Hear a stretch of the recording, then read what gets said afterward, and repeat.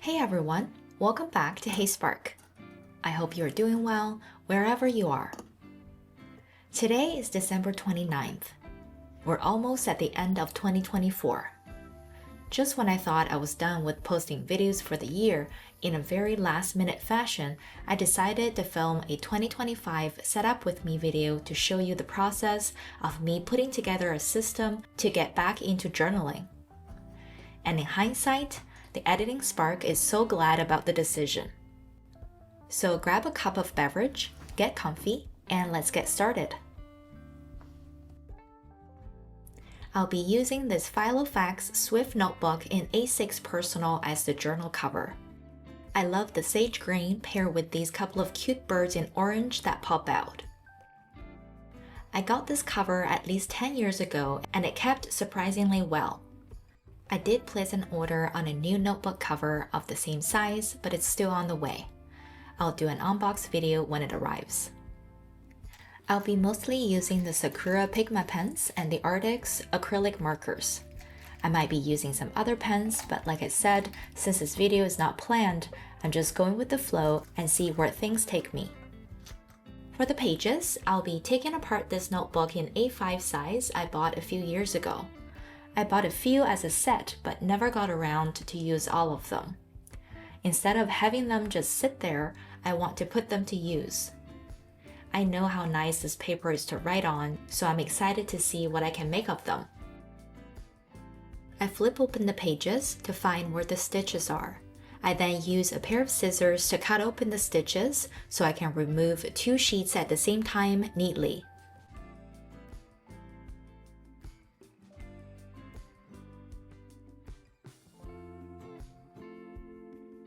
To make sure I leave out the page number, I'm using this Filofax A6 refill as a guide when I'm doing the cutting.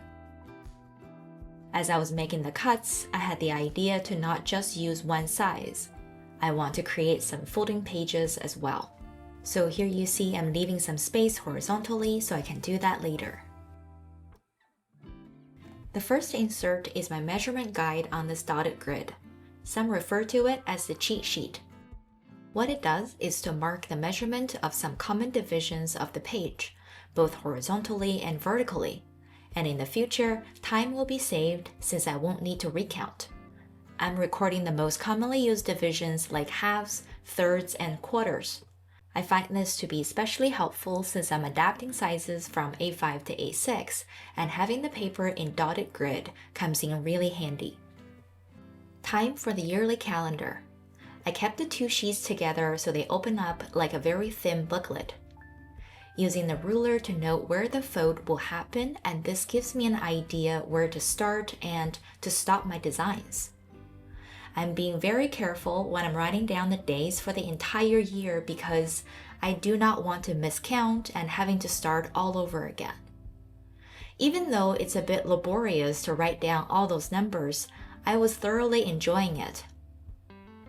I used to be an avid journaler when I was in high school, completely guilty of keeping my head down and being absorbed in my journals while in class, having no clue what the teacher was talking about. And I remember it being something I cannot get enough of. Things started to slow down after I started college, and even up to a few weeks ago, I was journaling rarely at best. I thought the reason for that is that I was busy with school and then work. Maybe it's true to an extent, but more importantly, maybe I did not want to remember much about those years in between. As if I don't write them down, then the stress and changes and the anxiety will disappear as fast as they showed up. But more often than not, they didn't. Over the past year, as some of you know, I got serious with doing more art and exploring new media to find out who I am and what I want to do. And with that, a door in my heart seemed to open up and I want to get back to documenting my life again. When I first realized the light shining through the open door, I was excited but also nervous. I didn't want the expectation to spook the light away. This is also one of the reasons why I decided to design my own pages rather than buying a yearly agenda. I know I would feel terrible if I end up missing days and even weeks. Designing monthly and weekly pages hopefully will minimize the pressure, but also give me more space to try different designs. Coming back to the cover page of the yearly calendar, I'm writing out 2025 in sage green and persimmon yellow. I opted for the 0 to be in the shape of a persimmon because in traditional Chinese culture, persimmons are a festive fruit which indicates everything goes according to your wish. And I thought that's something really nice to see every time I open the journal.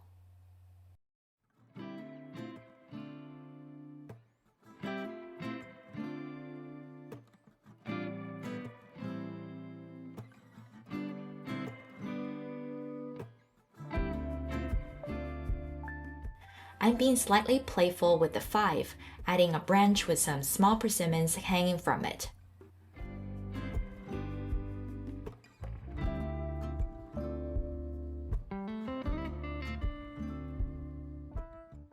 On the right-hand side, I'm adding 12 shapes, indicating the highlights for each month.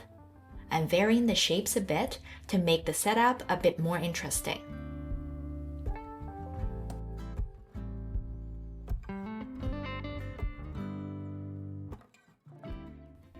After adding some details on the leaves and highlights on the persimmons, I'm writing "Shadow passes and light remains" as the final touch on the cover page.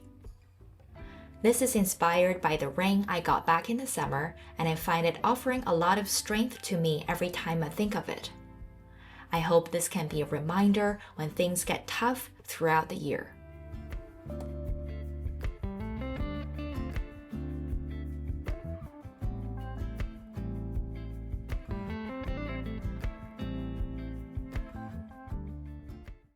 Here I'm making 2 yearly habit trackers back to back on the same sheet.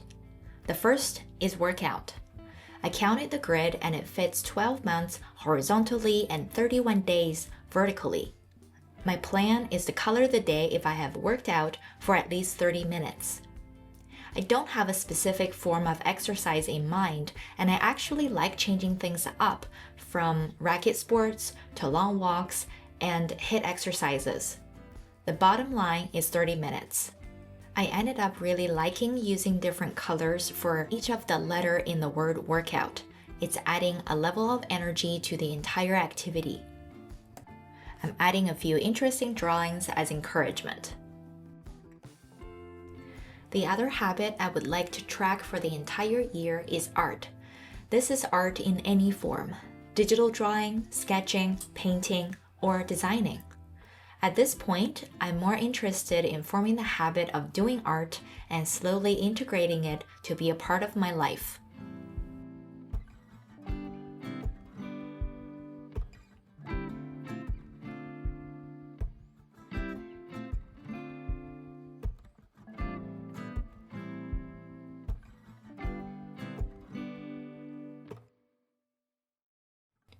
The only monthly tracking I'll do for January to test things out is screen time, and to be precise, screen time with my phone.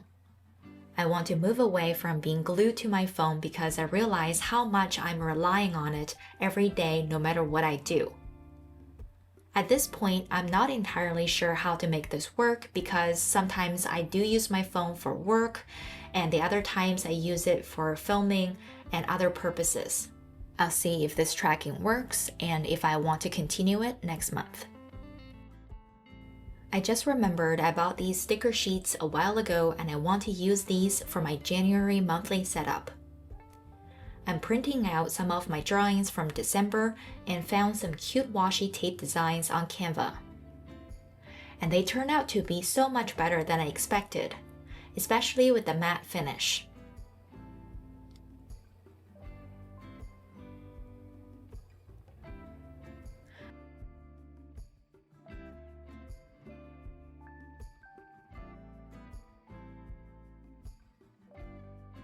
I also printed the monthly calendar for January on my own insert paper, and now I'm adding the word January and my drawings on the other side of the page.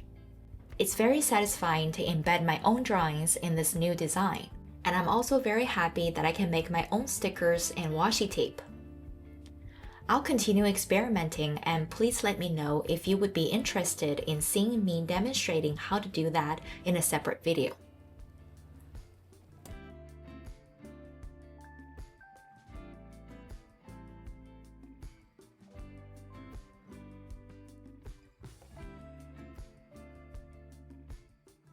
Now we come to the first weekly spread of the year, and also the last design of this video. I'm using the thin booklet idea again, similar to the yearly calendar, but I decided to make it a three-fold design using the same refill paper as a guide. I'm trying to preserve as much space as possible for each day because I want to record words, drawings, and some stickers. I continued with the persimmons for the dates, with the weekdays beside. I'm temporarily combining Saturday and Sunday together with the awareness that this may change in the future because I tend to have a lot going on the weekends. I just haven't figured out how yet. This uncertainty and, by extension, possibilities of different experiments is giving me a lot to look forward to. And it's such a wonderful feeling to know that I'm exploring things to find what suits me the most. I also left space for MWTW, which stands for My Week This Was. I mentioned this backward design method in one of my previous videos, explaining how making a to-feel instead of a to-do list at the beginning of a week and carrying out actions toward the to-feel goal worked out very well for me. For this week, I'll be doing things that help me feel a sense of order. If you are curious about how it works, I'll link the video here and in the description box below.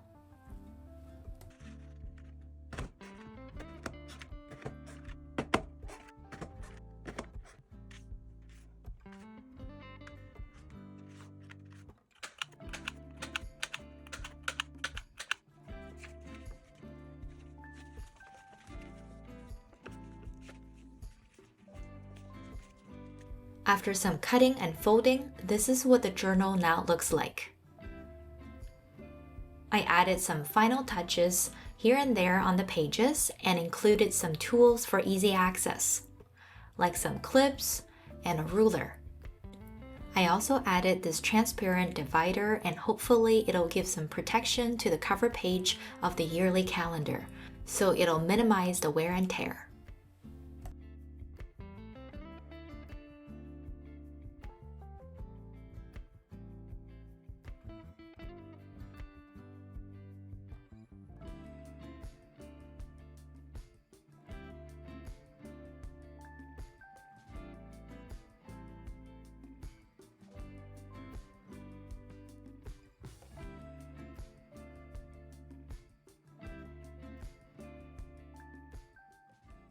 As we're wrapping up the video and the year, I want to say a big and sincere thank you to all of you who have supported me in your different ways over the past year.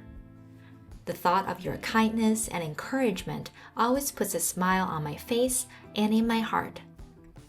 I wish you all the best in the new year, and I hope that you have all the goodness the persimmons represent for the entire year. I hope you'll be doing well wherever you are. I'll see you in the next one.